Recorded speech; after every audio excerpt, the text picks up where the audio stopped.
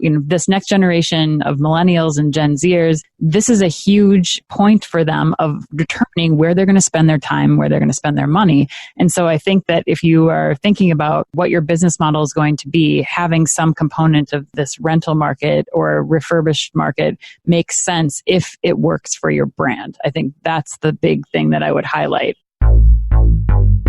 This is the Ecommerce Braintrust, a podcast about building momentum online for established consumer brands.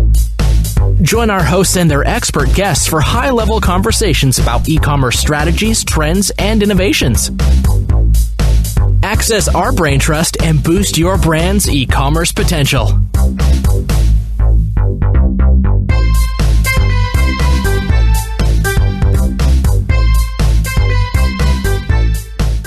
Hello and welcome back to the Ecommerce Braintrust podcast. I'm your host, Kiri Masters, and I'm joined today by two guests, Anne Mazenga and Chris Walton, the co-CEOs of OmniTalk and the co-founders of a new co-working space and retail lab in Minneapolis called Third House. Welcome to the show, guys. Thanks, Kiri. We're excited to be here. Yeah, it's great to be here. Thanks for having us. So I think I chose a short intro because you guys are involved in a million different projects in retail and both local in Minneapolis and virtual. And Chris contributes to Forbes as well. And I'm just astounded by how much you guys manage to put out in the world. So thank you for that. That makes three of us, I think. Yeah, exactly. So before we jump into today's topic, which is how brick and mortar retail is changing and how brands should adapt, because just throwing out retail is not dead. I think all of us agree with that. Tell us a little bit about your backgrounds and how you came to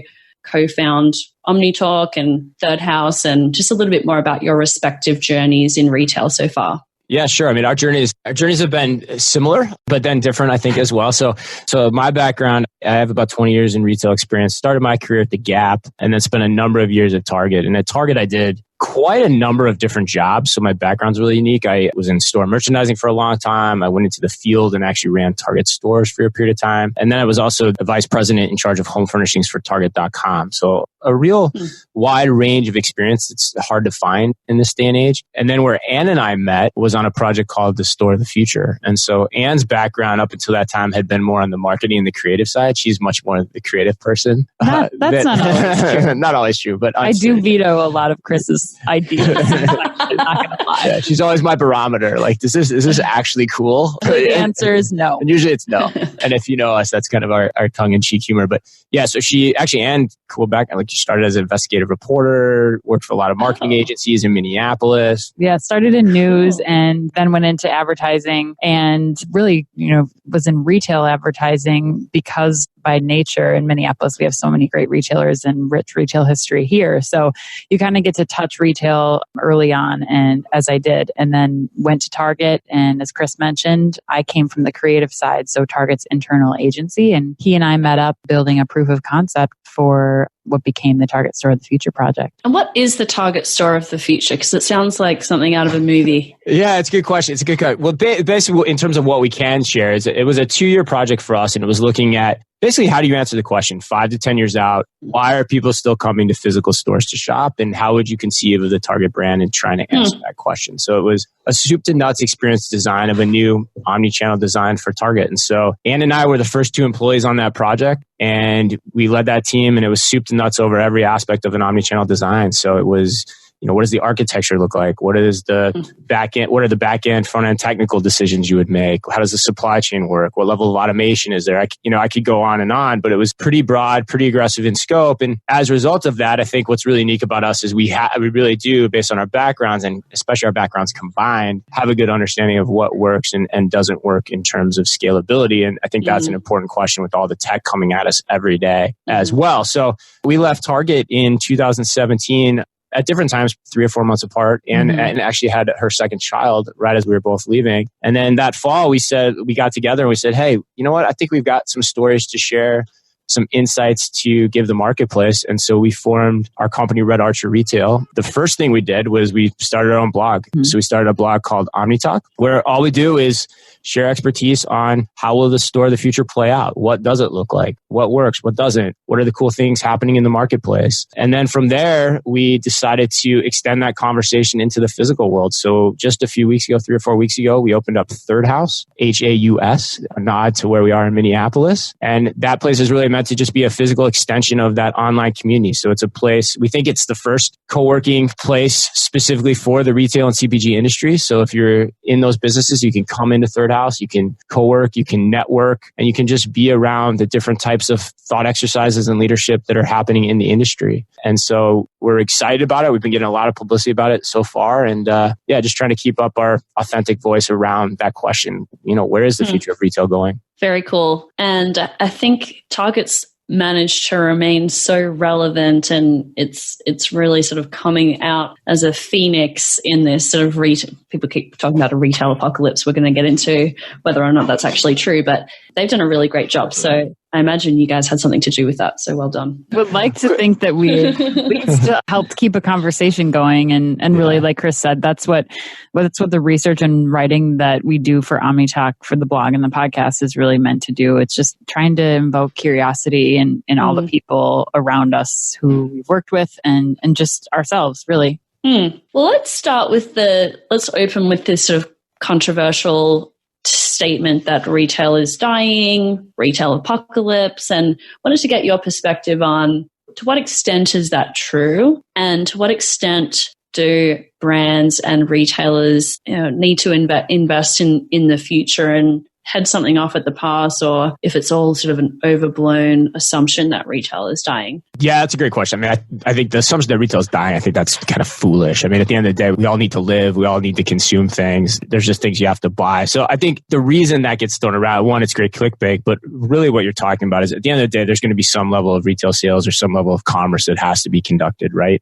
And the pie is a certain size. And at a macroeconomic level, that pie is going to grow a certain amount each and every year. I think the big question inside that question is, who's going to die inside the pie? That's really what's happening. And so what is scary is that there's going to be an incredible amount of disruption in terms of how that pie is broken up. So are the players that make up, say the top 10 or 20, or say the players who are the top 10 or 20 in retail, let's say in the United States right now, are those going to be the same people that are here 10 to 15 years from now? I think that's a pretty big open question.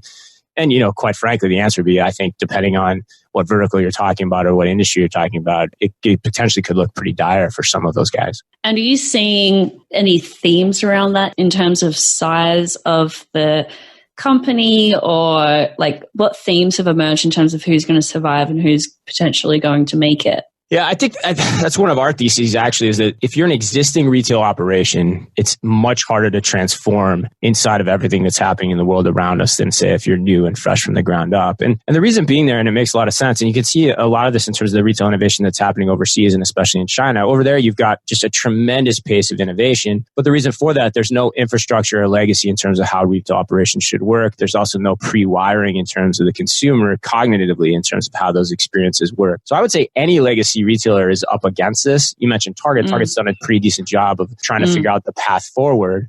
But it's really hard for anyone for a number of reasons. There's a lot of debt you carry with you, right? You have structural debt in terms of your architectural setup. How are the stores built? How are they constructed? Can the fulfillment models out of those stores change based on how the architecture is designed? Where are the stores? Are they anchors to shopping malls? Are they inside of shopping malls? Do people still need that? Those are big questions. The other big pieces too is, culturally, you've been doing things a certain way for a really long time. That's hard to get over. But I think the most important thing is, say, and we use this example a lot, Anne's great at it. She can probably share an anecdote where Macy's, the biggest problem Macy's has is customers remember when it was awesome. Mm-hmm. And they have a really strong association with it. So trying to turn the ship around and not angering your customers when you're accountable to Wall Street is just really challenging, almost impossible. Yeah, absolutely. I think that people have, the legacy retailers have a challenge as they try to test new concepts because, it's hard. People have this perception of what, like Chris said, what an experience in a Macy's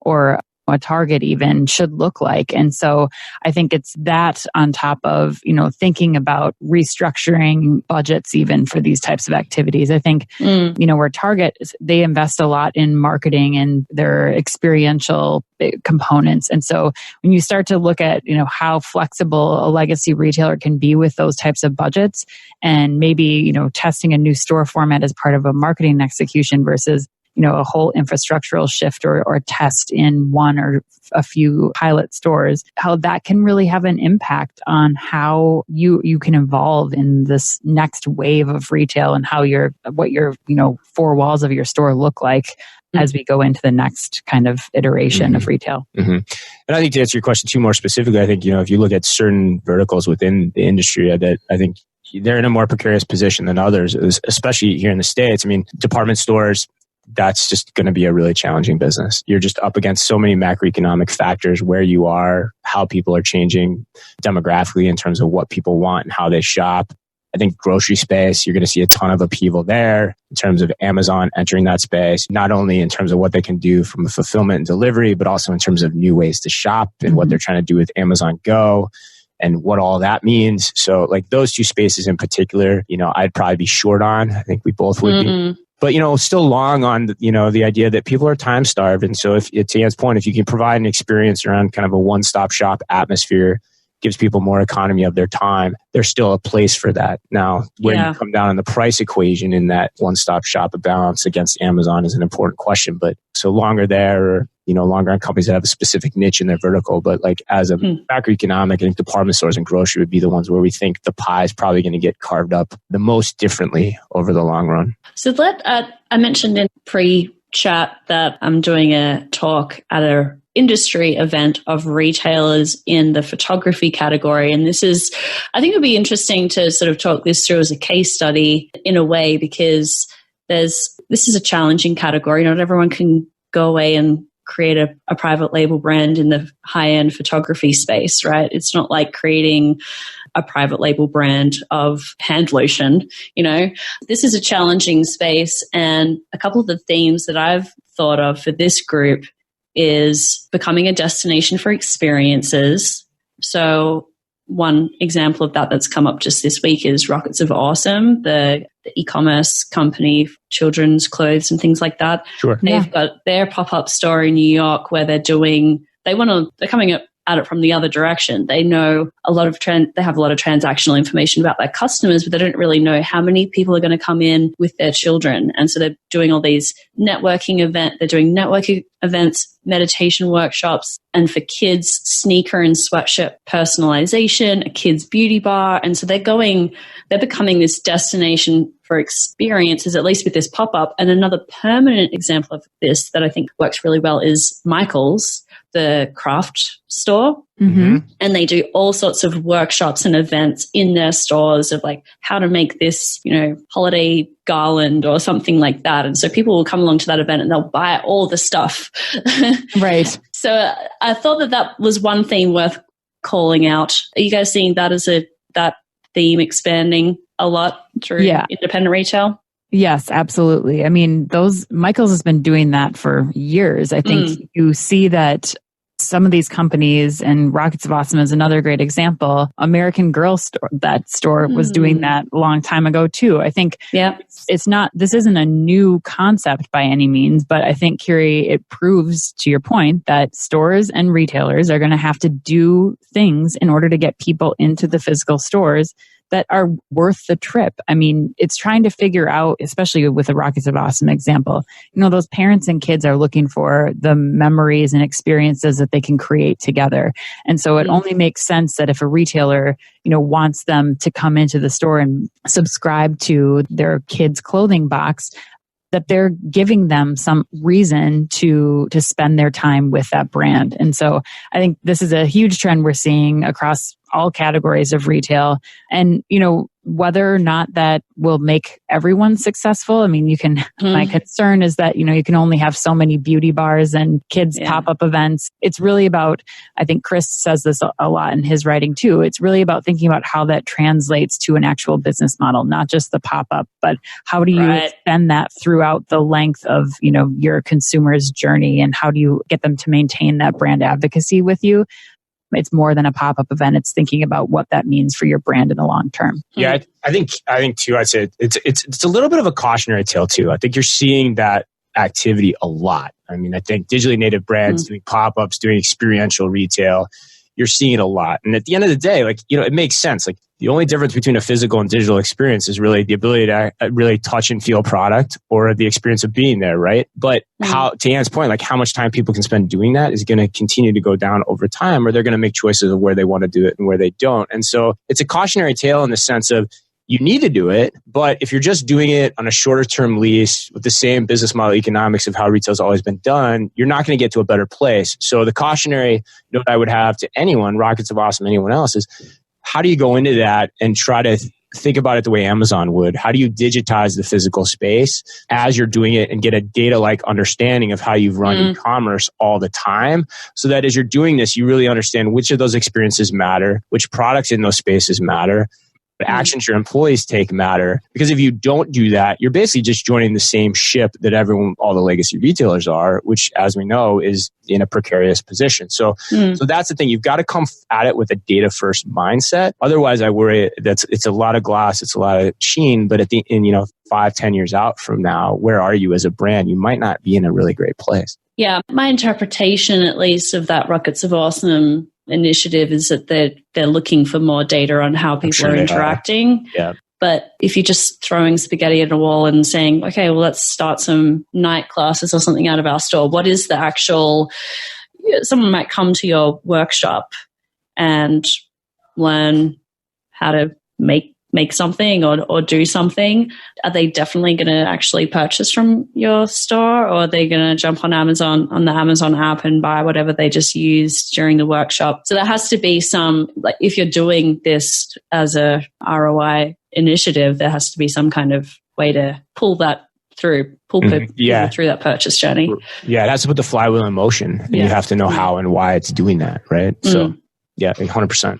Another theme I'd love to get you guys' take on is, and I'm technically a millennial. I don't feel like it. I don't feel cool enough most days, but people keep saying about millennials, they don't want to buy stuff. They don't want to buy cars. They don't want to buy houses. They just want to rent everything. And so one opportunity, it's not going to work in every category, obviously, but it's attracting the customer who never wants to buy retail. And at the time of recording this, Le Tote just bought massive dying retailer as well. So what are your thoughts on this whole refurbished, trade-ins, renting, repair, consignment model, basically anything that isn't like new products? I think what I'm going to go back to is the whole retail is dying thing. I don't think retail is dying, but we're going through a transformation, and this whole trend is a huge part of that. Retail is just changing. So it's how are you, this next generation of millennials and Gen Zers, this is a huge point for them of determining where they're going to spend their time, where they're going to spend their money. And so I think that if you are thinking about, what your business model is going to be, having some component of this rental market or refurbished market makes sense if it works for your brand. I think that's the big thing that I would highlight. The Le Tote and Lord & Taylor thing, Kiri, I think we're still kind of shaking our heads, like wondering what the I can't figure this one out. There's got to be more to this story. Le Tote's a reputable brand. We like them quite a bit, but I'm still I woke up this morning thinking, did I dream that happened, or is they're really doing it, huh? Yeah, it's I'm ready to go on a diatribe about it, but it's not even 24 hours old, so I'm trying to reserve judgment until I can at least learn and read a little bit more about it. And it's hard to get a sense of exactly what some of the deal specifics are. But the point about the resale market, it's something you have to, I think, take notice of. And we look to Europe a lot for inspiration, but I think one of the things that I always point to is in Europe, if you rent an apartment, it comes furnished, right? And I always think Europe's a little bit ahead of the curve. They were ahead on texting, like whatever it is, they're ahead on, click and collect. And so at the end of the day, like, especially with you look at the macroeconomic factors of just, there's a divide between rich and poor, and that grows more and more every day. So like, it's actually a really good thing to do from a budget perspective to purchase or consume products in this manner. And so then the question, like Anne said, is it really just comes down to, okay, who's doing it? How does it work with their business model? And fundamentally, are they doing it differently than it's been done before? Or are we just repackaging something that we've already seen? And I think time will tell. It feels a little bit like the 90s again, when e-commerce was just starting. Feels like the resale market is going through that as well, in terms of there's probably something here, and there's good brands that are doing it in unique ways. I'd point to like the Real as one of them. But how it ultimately differentiates itself from traditional consignment or traditional Goodwill or things like that I think is still left to be seen. And I think you look at the only thing I'd add to that, Chris, is like you look at the Real, like that still requires buyers and merchants and experts. Huge human element. There's still a lot of the core retail competencies that are required to make these successful experiences. The other thing too is like off that of what you're saying, I think you're also seeing people start to do this more. I think ThredUp now, what is it? Macy's, JCPenney. Yeah. I think what you're seeing there is like we talked about, department stores are threatened too. So you're seeing them now just consciously moving down market. Like what businesses are doing well? Well, the TJXs of the world, right? That type of experience. People are just now starting to move down market where the money's still happening, where e-commerce is tougher to do, and they're trying to put in new elements to that business. But again, you go back to like, does that really fundamentally solve your problem? Or are you just making that space that much more crowded? Well, I think that it's a reaction to what can we do that Amazon can't or won't do. And so Amazon, they don't want to be in the business of, they've done a little bit of it in the past, but they don't want to be in the business of refurbishing products themselves and doing that stuff. They don't want to get into the business of the treasure hunt atmosphere of a TJ Maxx. So I think that there's a gravitation towards those business models because the main reason is that they seem defensible for, they seem Amazon proof. But yeah, it's a good point. If that's your only reason for going with one of those business models, it might be short term and not work with your current business model. Right. Yeah.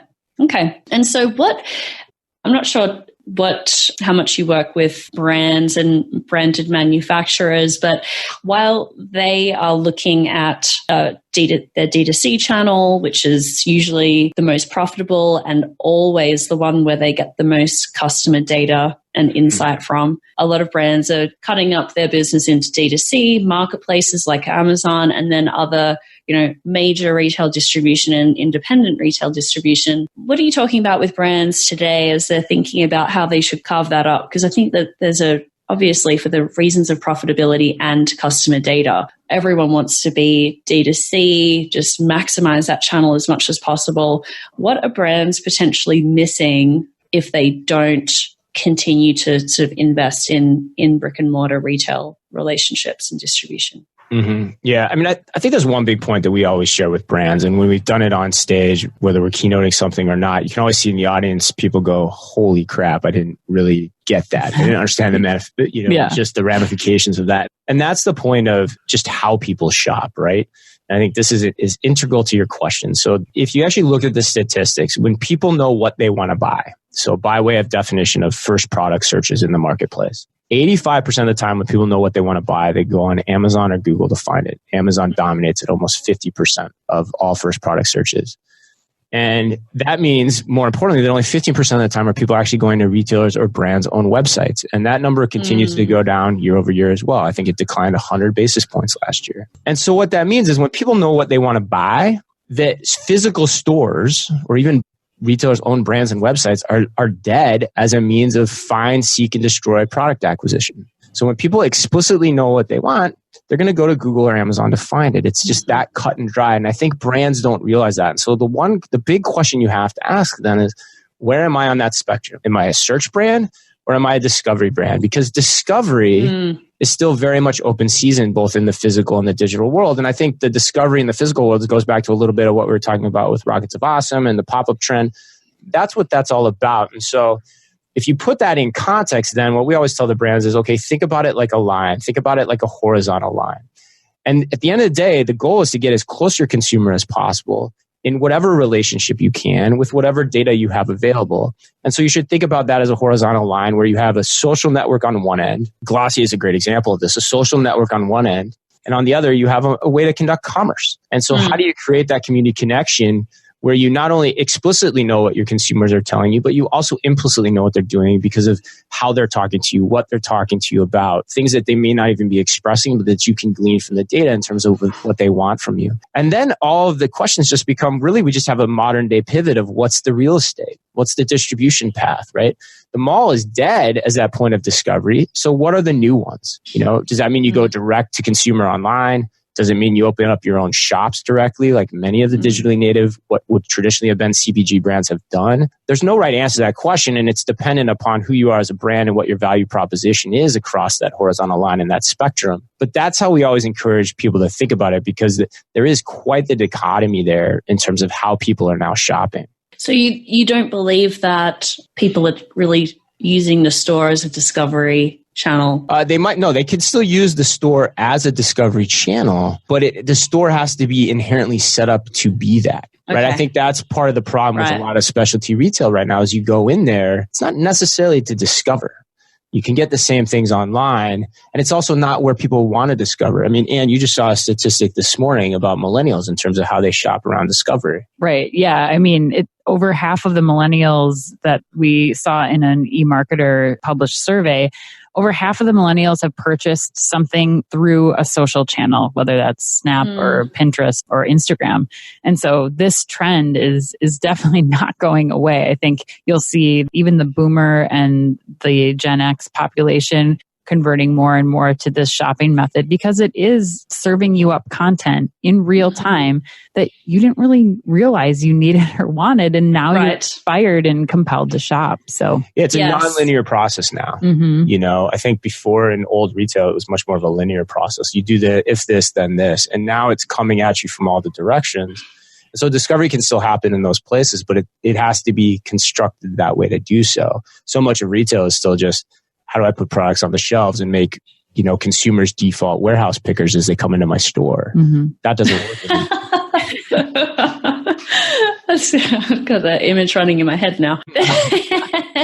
There's an example I like to use. One of our clients is a specialty footwear manufacturer, and independent retail stores and major retail stores is a massive channel for them because due to the nature of the product, someone's going to buy from that brand for the first time. They need to try it on. They need to try it on, walk around, get the correct size, figure out if it's going to work for them. But then a repurchase, like I already know what size I am, what the fit is. I don't need to go back to the store. And that's another instance where I've also seen some good data from Salesforce about repurchasing and the fact that first-time sales still often happen in a store, and then repurchases once you know your size, once you know the shade of lipstick that you like. Why would you go back to a Sephora for that? Or why would you go back to the shoe store for that when you can just buy it on Amazon and have it in a day? I think it's a really great question. I think it's a fundamental issue. And I think that's where you start to have to really stretch the bounds of how do you think about your product distribution, right? I think that's where you start to say, like, at some point, how do I have to think about Amazon in terms of my distribution strategy? Like, how do I amend what I'm doing in store? How do I change the financial economics of how it operates or what I require of my customers to make that work? And ultimately, you've got to find that answer. There's no silver bullet to it. It's probably different by different retailers. But, you start to based on even just the tenor of your question, you get into a situation of like, well, if you can't beat them, how do you join them? And how do you join them and make it the most efficient versus continue to be at loggerheads and kind of trying to push that water uphill? Yeah. Well, I think the issue, there's becoming a real tenuous relationship between brands and retailers because the brands all want to go direct through their e-com store and on Amazon as well. They want to get that control back, and that control manifests itself in pricing, in content, in just having that direct sale and potentially better margin doing that yourself. And so a lot of retailers, especially the independent ones, supplemented their declining in-store sales with reselling brands on Amazon. And now, this is what my company does. Right, we help those brands stop the retailers from reselling products because it creates pricing and content integrity issues. So now the retailers, they're having that revenue stream cut off, and it's really challenging for them to go back to looking at their store standing on its own 2 feet. Right, absolutely. Yeah, you've got to be really thoughtful about that. I mean, it's not actually that different than what happened, say, over here in Walmart in the 90s, where, Walmart started to become so powerful that and this history repeats itself, but then you saw people start, to get the punchline of the joke, so to speak, and start to try to have a much tighter rein on what the distribution would be. Like, we're only going to use that channel if we absolutely think we need it. Otherwise, we got to create this kind of exclusivity or scarcity factor in terms of where we put things. So now you're just seeing, like, everyone's like, oh, okay, last 15, 20 years, Amazon's been doing this. How do we start to pull back and create our own definitions about where our brand is, where our brand should be? If we want to use Amazon, that's great. If we don't, that's also great. But we've got to really be thoughtful about that across every part of that, horizontal line again to make the best decisions possible. Well, this has been a great conversation.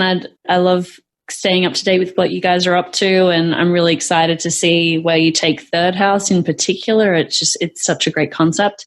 If people want to follow along with what you're doing at Third House or OmniTalk, where is the best place for people to follow along? Yeah, thanks, Kiri. They can go to thirdhouse.com. It's thirdhaus.com for information and content related to the work we're doing out of our space here.